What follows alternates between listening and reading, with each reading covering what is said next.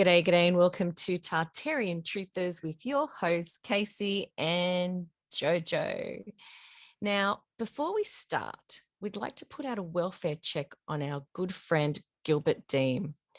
We've been in contact with him pretty much most of the end of last year via email and phone, but have not been able to make contact with him for a couple months now and are starting to get a little bit concerned, aren't we? We are, yeah, definitely. So last we heard he was in the Cairns area. Gilbert Deem, 70 years old. If you are aware of his whereabouts, please reach out and let us know that he's okay. And yeah, just where he is. We're worried. Yep, we certainly are. Hope to be in touch with him again soon. So Casey and I have been busy these last few weeks researching some new topics, but there was one that we needed to address as we are facing some real issues here in Australia right now, and that's pertaining to the recent flooding in both Queensland and New South Wales. To build or not to rebuild in flood zone areas, that is the question. Yeah, so this is apparently the latest debate that they're peddling in the media here in Australia. So yes, extreme rainfall on the east coast of Australia in March of 2021 affected regions from the north coast to the Sydney metropolitan area, estimated at $1 billion in property damage. So that was a year ago, Jojo. Mm-hmm. Then we fast forward to nearly 12 months to the day, and the 2022 flood damage affecting much of Queensland's south and most of the east coast of New South Wales is set to top 2 billion, making it one of Australia's most expensive natural disasters. I use that term loosely. So the experts are saying to face reality. Don't build in flood-prone areas. And here's an article from the Sydney Morning Herald, March 4th, which I felt was super insensitive. I'm just going to read these two paragraphs here. So the head of the federal government's disaster recovery agency has called for an end to floodplain development and says inundated homes should not be rebuilt, as insurers brace for one of the biggest flood claim events in Australian history. You've got people who want to live among the gum trees. What do you think is going to happen? Their house falls in the river and they say it's the government's fault. Shane Stone told the Herald. Okay, so obviously we're not going to read the whole article to you guys. You know, you don't want us just reading to you. There were some pretty interesting takeaways that we took from that. Hey, Jojo. Yep. So, I mean, they're stating that these weather events will become more frequent. Okay, so why and how are these becoming more frequent? Do they have a crystal ball? Or are these actually pre-planned events, problem, reaction, solution? So also they're saying that areas will be considered uninsurable, mostly coastal areas or homes in floodplain areas, particularly by the river. So basically all the good land will no longer be livable for the everyday person, right? Interesting ploy. And lastly, this is a supercharged climate change event. Seriously, always with the new buzzwords, trying to instill fear and eventually ensure compliance. Like, enough with the buzzwords. Exactly. And if we are experiencing a 1 in 100-year flood annually, should we be relocating thousands of residents and snatching up their properties? I mean, it sounds like a land grab to me, hey? Yeah, absolutely. 100%. Yeah. So I guess what's most concerning is back in 2017, it would have cost the government $3.3 billion to purchase more than 6,000 homes in the flood-prone Hawkesbury-Nepean area at an average of $550,000 per home, which is based on the 2015 estimates. But I'm certain these homes increased in value between 2015 and 2021 before the last two flood events, but now likely to decrease in value, right? Where would all these residents move to? Yeah, exactly. Where are they going to go? Then they said that there may be an increase of population from 70,000 to 130,000 by 2050. Doesn't that seem odd? It actually doesn't make sense, Jojo. They're totally contradicting themselves there. So, what will become of these areas now, Jojo? I mean, now that they've been hit with two substantial floods 2 years in a row, of course, most people will say it only makes sense to sell up and move on, right? A monster 4,000-kilometre rain bomb is set to smash Australia over the next 48 hours. And as Sydney prepares to be hit by a rain bomb, here in Sydney, the SES has begun handing out sandbags at strategic points across the city, with that so-called rain bomb now headed our way, expected to hit later tonight. Sydney has still not seen the worst of the rain. the rain bomb is yet to fully hit, but the early warning signs are ominous. Days of downpours have pummeled Queensland and New South Wales, with authorities describing the wild weather as a rain bomb. Queensland's deadly rain bomb descending south into New South Wales. Let's start with Sydney and this rain bomb that was heading for us today. Let us have a chat about what is happening right now, and what is happening right now is the beginning of the rain bomb hitting Sydney. So, Jojo, had you heard of the term rain bombs prior to this year? You know what? I remember doing geography at school, and I loved when we did meteorology or weather, and it was one of my favorite subjects, but I don't recall them teaching us about rain bombs. Here are some of the typical flood terms that we would have been taught back in the day, and even today, actually. But you know, you can recognize most of these: flash floods, river floods, urban flood. Right, makes sense. Yeah. But yeah, I don't know why they're using this new term, rain bomb.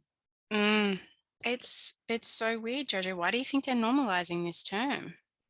I have no idea. But are rain bombs even a thing?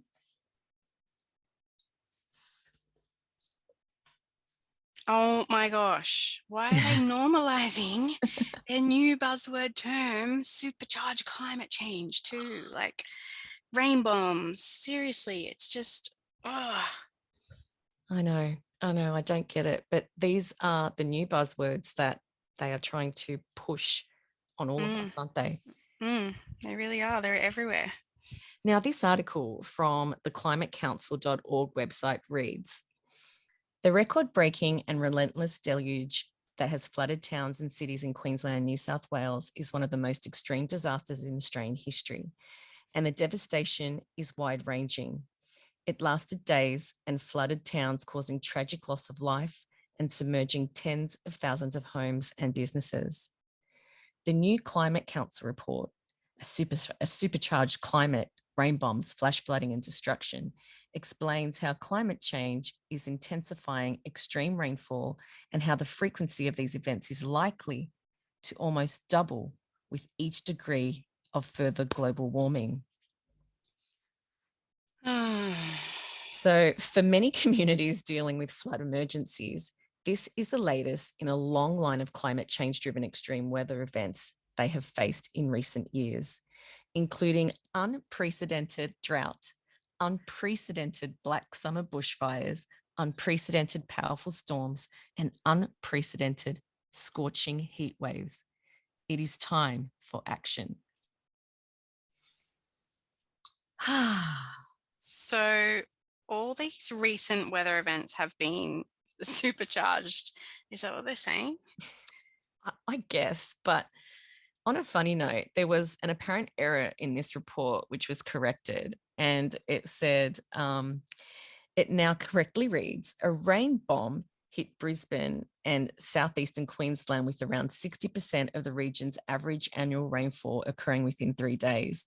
Brisbane received almost the same amount of rain in 3 days than London in the UK typically does over an entire year. That's actually crazy, that last little snippet of information. Wow. But for an entire year. But what did it say before? What error are they correcting? Maybe did it just say bomb? Maybe. Oh gosh, can you imagine that? A bomb has hit Brisbane. Oh, everyone would be freaking. So what is a rain bomb anyway, Jojo? Please enlighten me. I will. So according to the Australian Associated Press, and this article was on March 3rd, 2022, Politicians have enthusiastically embraced the term rain bomb to describe a weather system that has flooded parts of New South Wales and Queensland, but there's no such thing. Meteorologists say it's actually an atmospheric river that's less like a bomb and more like a conveyor belt, delivering a relentless stream of moisture-laden air. The west coast of the United States and Canada are frequently walloped by one dubbed the Pineapple Express, which transports moisture over 4,000 kilometres from around Hawaii. We don't have names for them here in Australia, says Ben, a meteorologist from Weather Zone. Okay, so apparently we don't have a term for this weather pattern, so they just decided rain bomb was the appropriate term to use. They just made up a word. And such a negative one. I mean, bomb makes me think of war, JoJo. It has such a negative connotation, doesn't it? It does. And, you know, I agree. Now, let's take a look at this rain bomb time-lapse video we found.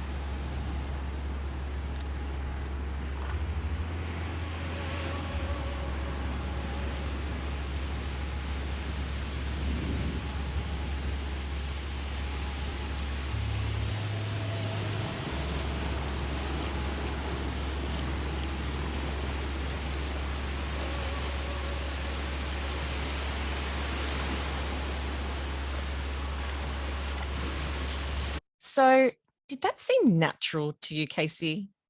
No way, Jojo, that was insane. I only saw that footage for the first time today when you shared it with me, and I honestly could not believe that.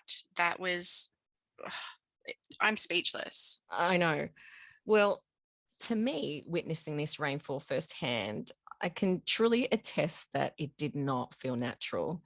Wow. The downpours were relentless and continuous for hours on end. It was like it would dump and then stop, and then dump and then stop. You know, it was so different to any other storm I'd ever experienced. That sounds pretty scary, Jojo. Especially because it was just continuous for so many weeks too, wasn't it? On and off. Well, it's like 3 weeks, yeah. Yeah. Okay, so moving on, what if this was actually a planned event? I mean, we know that the government can manipulate the weather, right? I mean, they've been working on this stuff since 1967. I mean, it isn't a secret. It's out there for anyone to look up if they're interested, that some of our government agencies have been working on weather modification programs right across our country, including cloud seeding for rainmaking. I mean, right here is the Victorian Rainmaking Act of 1967. So why didn't they create rain during those big bushfires a few years ago then? They could have stopped those fires from destroying all those people's homes and saved animals and farms. I mean, I don't get it. But Jojo, problem, solution, reaction. How many of those people that lost their homes and their farms in those fires will be able to rebuild in the same location due to insurance?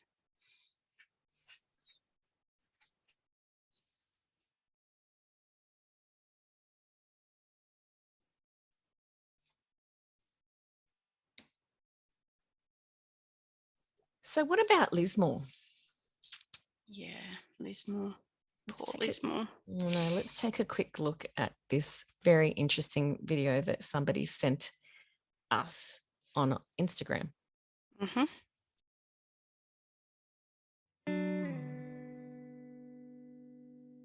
Premier, many people in South and North Lismore have been through these floods, not to this extent before. Is there a consideration of a buyback scheme for people who just don't want to go home? They don't want to go back into their house and have to relive this the next time there's more floods? Well, we have to work through. I mean, we want Lismore to be built back better than it was before. It's a very pertinent question to ask, how do we build back better? To build back better or whatever.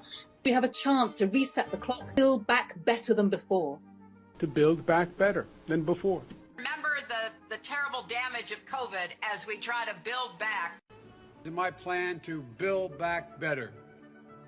Start taking all the problems that have been created in education and mental health and start to build back. As we try to build back from this global pandemic. Joe Biden calls it build back better. Build back better. Building back better. To do things differently. To build back better. A booklet called Build Back Better. Britain after coronavirus. It's about building this country back better. Growing conspiracy following it. It is called the Great Reset. An opportunity to rethink and reset the ways in which we live. The great opportunity for reset. The theory even calls Mr. Biden's campaign slogan, Build Back Better, a front for the conspiracy.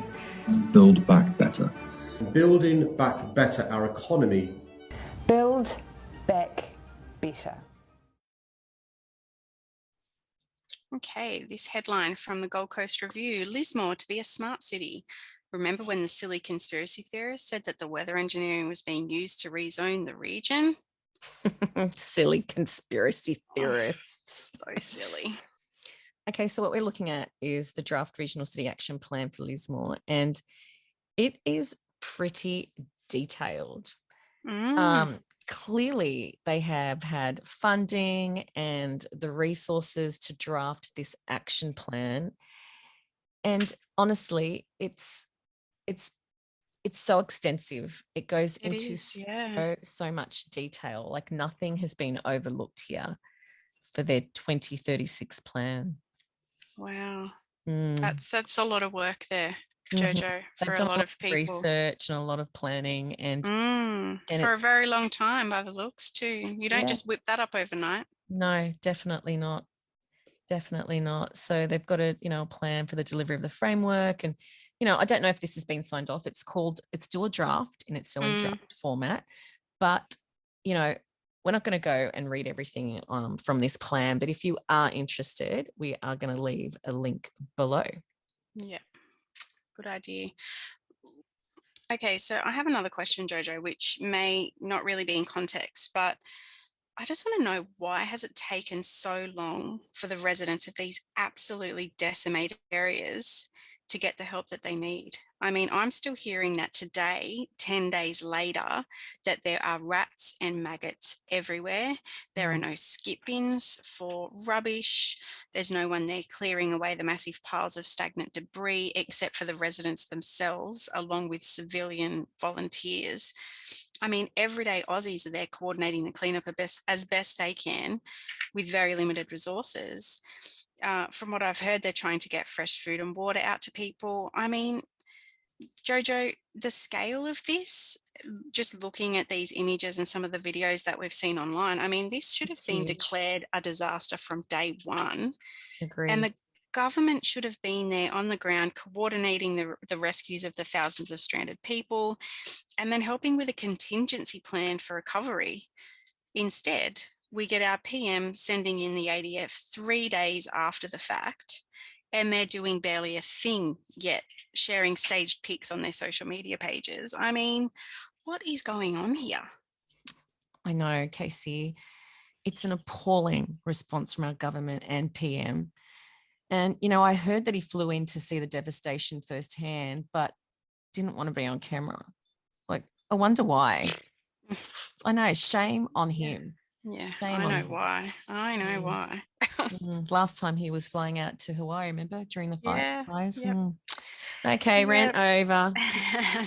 All seriously though, our rants were totally warranted, JoJo. I mean, he's done nothing but show his true colours time and time again during his time as PM. He's always nowhere to be seen when the going gets tough. But let's move on, shall we? Let's. Now, a lot of people in Lismore enjoy living self-sufficiently. So why the push for a smart city? You know, like I've been questioning that since I read that plan, or took a look at that plan. But what about our old world structures? Will they fit into this new smart city plan? You know, guaranteed that McDonald's will be saved and it will probably be built back bigger. Yes, bigger, but definitely not better. It's disgusting. So what are the plans for these? You know, admittedly, I didn't read the entire plan, but I heard that a lot of them would not be restored. But who knows? Will they too be raised along with the rest of Lismore and its people to become a completely controllable smart city? Are we witnessing the reset of a city right before our eyes, JoJo? Because I feel like they're using the media to normalize buzzwords like supercharged climate change and rain bombs to brainwash people into believing this new narrative, using fear to manipulate those who don't live in the area to turn on the people of Lismore and tell them they're idiots for wanting to stay there. You know, the people of Lismore are often labelled as crazy hippies, when in reality, these are the people that are the least dependent on our government, utilising self-sufficient practices to live in harmony with nature as much as possible. They are intelligent and critical thinking people, just the kind of people that our government doesn't like.